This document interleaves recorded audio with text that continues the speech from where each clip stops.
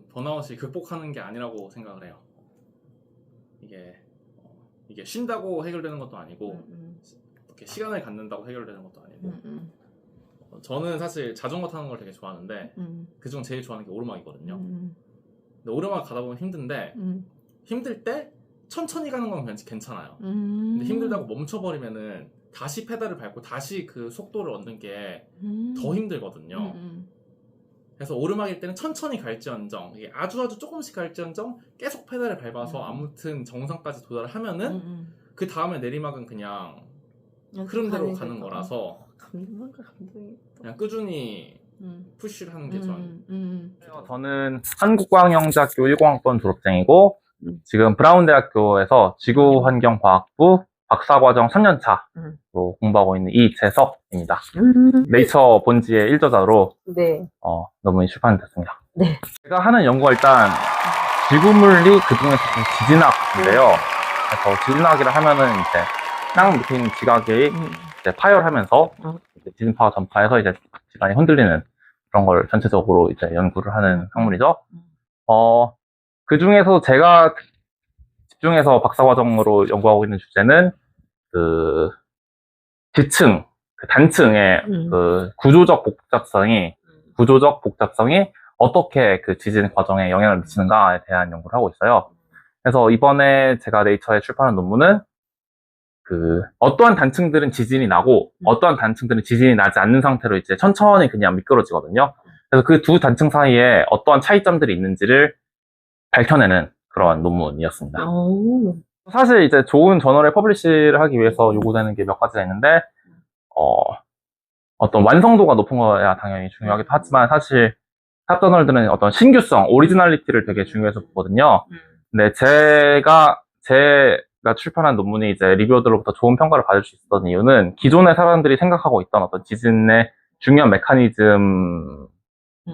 아닌 다른 어떠한 프레임워크와 다른 패러다임을 좀 제시하는 거였기 때문에 그럴 수 있었다 생각해요. 예전에 사람들은 지진이 일어날 때 그 두 가지의 단층면 사이에서의 마찰력 그걸로 이제 많은 것들을 설명하려고 했었는데 이제 거기에 나름대로 몇 가지 한계점들이 있었거든요. 설명하지 못하는 지진이 나지 말아야 될 곳에 지진이 난다거나 그런 점들이 있었는데 거기서 이제 저는 이제 우리가 고려하지 못했던 어떤 그 단층들의 구조적 복잡성을 새로 고려할 것을 제시하면서 이게 왜 중요한지에 대한 설득력 있는 증거를 제시했어서 어떤 학계를 환기시킬 수 있는 주제라는 평을 좀 받았어요. 제가 하는 건 데이터 아날리시스에 가까워요.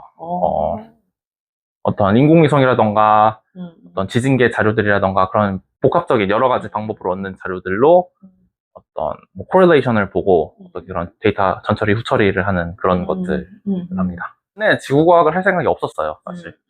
고등학교 때도 물리를 했었고 이제 저는 서울대 물리학과로 입학을 했어서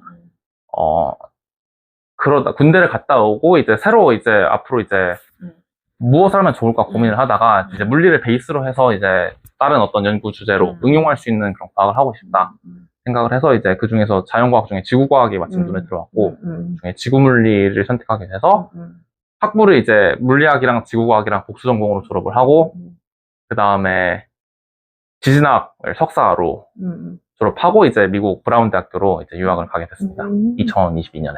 일단 첫 번째로 사람이 준비가 돼 있어야 된다고 생각을 해요. 왜냐면은 유학 과정이라는 것 자체가 되게 케이스 바이 케이스인 경우가 많거든요. 이제 각각의 교수님이나 랩이나 학교에서 원하는 게 무엇일지는 다 천차만별이라서 이 핏이 얼마나 잘 맞느냐로 이제 거기서 선발을 하는데 그거는 이제 내가 어떻게 그 어떤 특정 하나를 이제 노려서 하기는 되게 무척 어려운 거고 그냥 종합적으로 내가 뭘 하고 싶고 내가 하고 싶은 게 뭐고 그게 현재 학계의 어떠한 주요 관심사와 문제의식과 일치하고 그게 어떤 내가 가고자 하는 랩 그 지도교수의 어떤 거기에 관심사가 그렇게 세 가지가 일치해야지 이게 좀 이게 성공적인 그런 어드미션을 만들어줄 수 있는 것 같습니다. 뭐 사실 뭐 영어 중요하다, 뭐 학점 중요하다, 뭐 대외활동은 덜 중요할지 모르겠지만 뭐 랩 인턴 뭐 그런 것들이 당연히 너무 자명한 건데 본인이 명확한 목표의식, 내가 뭘 하고 싶다라는 게 제일 중요한 것 같아요. 저는 이걸 좀 뒤늦게 찾은 케이스거든요. 왜냐면 학부는 이제 물리학하다가 이제 지구과학으로 나중에 가서 이제 다음에 이제 내가 지진학으로 유학을 가고 싶다. 근데 오히려 저는 그래서 나중에 유학을 가서 다른 것들을 어느 정도 좀 여러 가지 선택지를 고려했기 때문에 난 내가 뭘 확실히 하고 싶은지 알 수 있어서 확신을 갖고 유학을 지원할 수 있었던 것 같습니다. 근데 어떻게 보면 블루 오션이기도 하고 왜냐면 사실 물리나 뭐 생물이나 화학이나 이미 똑똑한 사람들이 너무 많이 하고 있거든요. 근데 그런 선택지들 말고 다른 옵션들도 좀 넓게 생각해서 하면은 후배님들도 좀 그랬으면 좋겠어요. 왜냐면은 내가 모르고 있던 분야들도 필요로 하는 사람을 똑똑한 연구자들 필요로 하는 분야들이 너무 많거든요. 그리고 그 중에서 이제 내 적성에 맞는 거를 찾는 건 또 다른 일이니까요. 왜냐면은 저는 제가 제 장점이 좀 대충 공부하는 걸 잘해요. 그래서 좀 완벽하게 이해는 못했지만 엄밀하게는 이해 못했지만 대충 쓱쓱 넘겨보면서 물리에서는 이게 별로 장점을 바라지 못했었어요. 왜냐면 이게 좀 엄밀하게 이제 깊이 들어가야 되는 건데 반면에 지구과학에서는 오히려 여러 가지를 해야 되는 학문이다 보니까 저랑 좀 더 시너지가 잘 맞았던 것 같아요. 그래서 저는 너무 만족합니다. 일단 재밌고 지금. 네, 재밌어요. 유학 생활도 만족스럽고 저는 이제 사실 지난 학기를 마지막으로 수업은 이제 더 이상 안 듣고 아마 다음 학기부터 TA, 조교 같은 걸 할 것 같은데 지구 물리라고 하지만 그 어떤 펀더멘탈은 이제 물리나 수학에서 가져오는 것들이 많고요. 예를 들면 신호 처리라던가 아니면은 그 인버스 티어리, 그 역산 같은 거라던가 그리고 또 지구과학이다 보니 역시 지진학도 해야 되고 어떤 돌들의 어떤 그 지질학 이제 스트레스와 고온, 고압에서 돌들이 어떻게 변형되는지 뭐 그런 것들도 공부를 하고 합니다. 사람들이 해서 미국 학생들도 친구들도 저한테 많이 물어봐요. 이제 뭐 이렇게 해외에 나와서 공부하는 게 어떠냐. 근데 저는 솔직히 생각해서 그 환경이 달라져서 바뀌는 것보다 어떤 대학원생으로서 연구자로서의 공통점이 더 크다고 생각을 해요. 이제 나의 어떤 주 업무와 주 루틴은 연구를 하는 거고 그러면 어차피 이제 출근을 하고 컴퓨터에 앉아서 논문을 읽고 뭐 데이터 처리를 하고 하는 그런 제가 에브리데이 매일매일 하는 거 자체는 바뀐 게 없어서 저는 크게 막 적응하는 거에 어려움을 느끼지 못했고요. 반면에 이제 미국에 오기 전에 몰랐던 점이 있다라면은 미국에서의 대도시에서의 생활과 미국 시골에서의 생활은 좀 많이 다른데 사람 만나기 좋아하고 이제 좀 그러면은 대도시를 가는 게 좋은 것 같더라고요.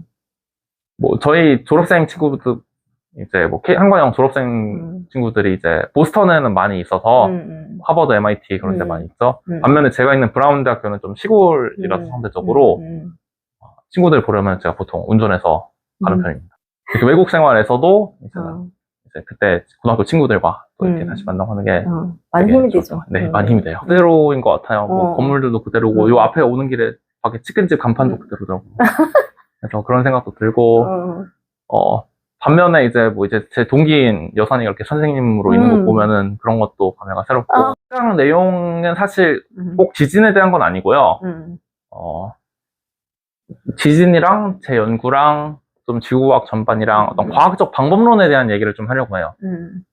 이게 사실 이번에 제가 처음으로 이제 좀 좋은 저널에 이제 논문을 냈는데 거기서 필요한 게 되게 어떤 신규성이 중요하다고 했잖아요. 그런 점에서 과학이 항상 논리적으로 발전하는 건 아니다 라는 게 사실 제 강연의 핵심 메시지입니다. 이게 뭐 백예너의 대륙이동설 뭐 그런 얘기도 좀 할 건데 들어야 되겠다. 재밌겠다. 어떠한 관측 데이터라던가 이론과 맞지 않는 경우가 있더라 하더라도 어떠한 직감으로 인해 누군가가 어떠한 주장을 해가지고 그게 수십 년 뒤에 맞는 것으로 발전된 관측과 새로 알려진 지식으로 맞게 판명나는 경우도 있거든요. 그리고 그 과정은 절대 논리적이지가 않아요. 근데 그거는 이제 저희가 어렸을 때부터 배운 과학적 반문론의 어떤 그런 로지컬한 그걸로 설명이 안 되는 거라서 제가 이제 뭐 대학원생으로서 연구를 하면서 후배님들께 약간 전달하고 싶었던 메시지였어요. 근데 그런 것도 일종의 영감이라든지 통찰력에서 나오는데 그런 통찰력이나 영감은 기본적으로 어떤 지식이나 지금까지 쌓여온 뭔가가 있어야 될 거 아니에요. 네, 그렇죠? 경험에서 온다고 생각해요. 경험. 네. 경험하고 다른 사람들과의 인터랙션. 이제 다른 어떠한 분야의 전문가들과 이렇게 얘기를 하는 걸로 아이디어를 하고 이제 여기서 여기나 저기나 다른 데서 가져올 수 있는 그런 기술들과 새로 나온 데이터들과 그런 것들이 생각합니다. 저는 칼 세이건의 코스모스를 무척 감명 깊게 읽었어요. 그래서 거기에 보면은 그러니까 제가 그 책을 읽으면서 했던 생각이 이 사람은 본인의 시대적 소명을 깨달은 사람이구나. 이제 내가 태어나서 지금 이 시대의 요구 속에서 내가 어떤 역할을 해야겠다라는 거를 그 사람은 깨달았구나라고 저는 그 책을 읽고 생각했거든요. 그래서 저 또한 어떤 과학자로서 연구자로서의 궁극적인 목표가 있다면은 현 학계와 이제 현 시대가 요구하는 어떠한 과학적인 저의 어떤 역할을 찾는 게 목표라고 할 수 있겠고요. 멋있다. 이게 뭐 사실 거창한 얘기긴 한데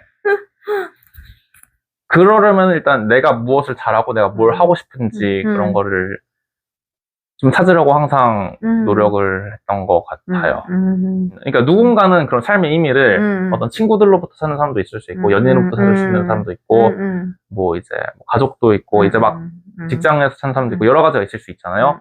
그 중에서 내가 제일 효과적으로 이제 뭔가 인생의 의미를 남길 수 있다는 게 저는 연구로 남기면 되게 좋을 것 같아요. 논문을 제출하면 이제 리뷰어들이 그 논문에 대해서 코멘트를 달고 이제 뭐 평가도 하고 심사도 해서 이렇게 돌아오거든요. 저는 그 과정이 되게 인상 깊었던 게 그 에디터 할아버지가 80몇 세 되게 이제 나이가 많으신 할아버지셨어요. 그래서 세대 차이가 이렇게 엄청난데 같은 주제로 어떤 공통된 주제로 공통된 흥미를 갖고 무언가 더 이걸 더 나은 연구 결과물로 만들어서 이 학계를 위하겠다는 목표의식을 갖고 이렇게 의사소통이 잘 된다는 거에 뭐 나라도 다르고 문화도 다르고 저는 그걸 무척 감명 깊게 생각을 했거든요. 그래서 나도 나중에 이제 학생들을 가르치거나 어떤 이런 연구자로서의 내 후배들과 어떠한 이러한 메시지와 이러한 배운 것들을 이렇게 전달하고 싶다라는 생각을 하게 됐어서 그런 식으로 저는 생각합니다. 굉장히 단단한. 3가지를 제가 생각해 봤는데요. 첫 번째는 내가 어떤 사람이 되고 싶은지, 뭐 어떤 과학자가 되고 싶은지, 근데 굳이 꼭 과학자가 아니더라도 내가 뭘 잘하고 뭘 좋아하고 현 시대에서 내가 뭘 요구되는 게 무엇인지를 이제 해서 내가 어떤 사람이 되고 싶은지를 항상 의식하면서 하면 좋겠다라는 것과 두 번째는 트렌드를 항상 파악하려고 빠르게 파악하려고 노력해서 그 흐름에 타야 된다라는 것과 세 번째는 인생을 너무 심각하게 살지 말아라 라는 얘기를 하고 싶었어요. 좀 이제 논문도 그렇고 뭐 생각해보면 되게 별거 아니거든요. 그래서 좀 틀려도 되고 그리고 오히려 너무 심각하게 하면 이게 더 장기적인 거에서 보면은 다들 많이 빨리 지치기 때문에 오히려 이거 뭐 그냥 하면 되지 뭐 많은 것들을 되게 가볍게 받아들여야지 좀 더 지속 가능한 어떠한 삶을 살 수 있는 것 같아요. 그렇습니다. 감사합니다.